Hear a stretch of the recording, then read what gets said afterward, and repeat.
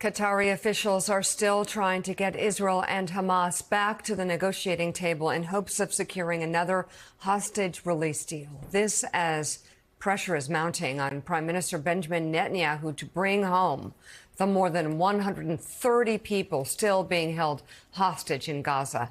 But the Biden administration has limited hope there will be another pause in fighting. One official tells NBC News there has been zero progress on that front.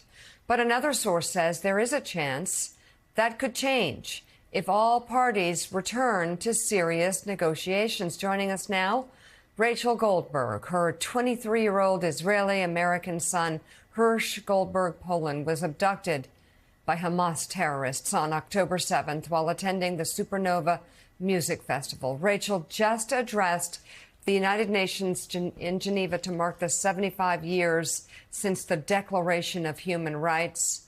Rachel, thank you for joining us. I guess we'll begin with where you are. Tell us what you told the group there.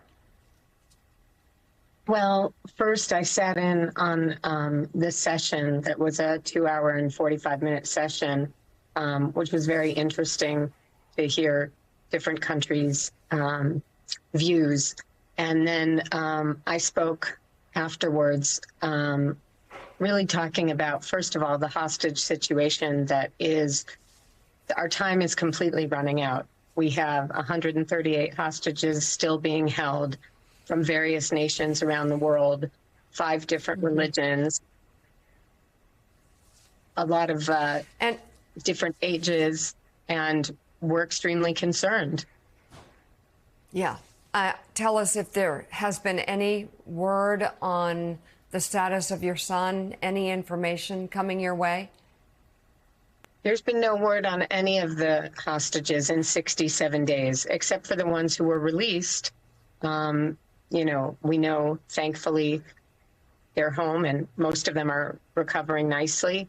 But the ones that remain there is no information. There's no international aid organization that can go in and give us any word about our loved ones.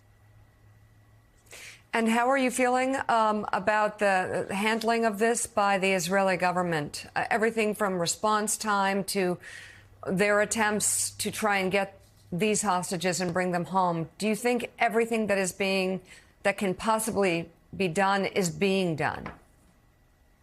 Well, look, I'm not a politician and I'm not a military strategist. I'm a mother and I want my only son home. And I think that we could be creative. We did it 2 weeks ago. We created a situation that made it so that humanitarian aid got in and hostages got out. I would love to see something like that happen again, because we know from what we're hearing from the hostages who were released that the hostages who are still there are in really dire situations, and time is just simply running out. Rachel, it's great to have you back on the show, and we commend you again for being such a clear voice on this and a strong advocate, not just for Hirsch, but for all of the hostages still being held there. I can't imagine what you're going through privately to go out publicly and do this in the way you have. I guess the question for me is, what gives you now 2 months on, what gives you hope when you wake up in the morning? Just the hope of seeing your son again, I imagine, but are you hearing anything? Are you feeling anything that's keeping you hopeful?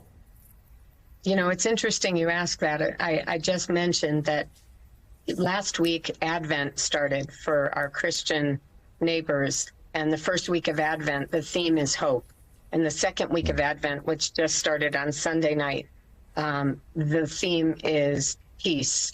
And we also have the holiday of Hanukkah right now, which has a real theme of finding light in darkness. And we are desperately trying to find any light, any hope, any signs of peace, any signs on the horizon of something that can make this a true miraculous season. We're terribly concerned about everyone who's there. And, you know, we pray a lot. We surround ourselves with very strong, supportive people. But it's painful and horrible. Anyone can picture it. If you have children, you can picture it. And if you have a mother, you can picture what I must feel like. Rachel, I mean, it's really hard, I think, for all of us to let ourselves imagine what you're going through. I have a 23-year-old son myself, and it's something in my brain is stopping me from thinking about it. You've mentioned before that there need to be mothers in the negotiations, and there aren't any. What do you think could change if your voice was being heard in those corridors of power where this is being discussed? You know, it's interesting you ask that, because just to sum up the last session that was in the United Nations session that I finished, the Vice President of Colombia just spoke about more women and mothers need to be involved because, in her words, she was saying the maternal instinct would deal with these issues differently than they've been handled before. And I've echoed similar sentiments, and others have as well. I just think, you know, we have a different way of looking at the world. And I think when you have more voices and different textures and different colors and different flavors of voices coming into a discussion, different creative insights come out.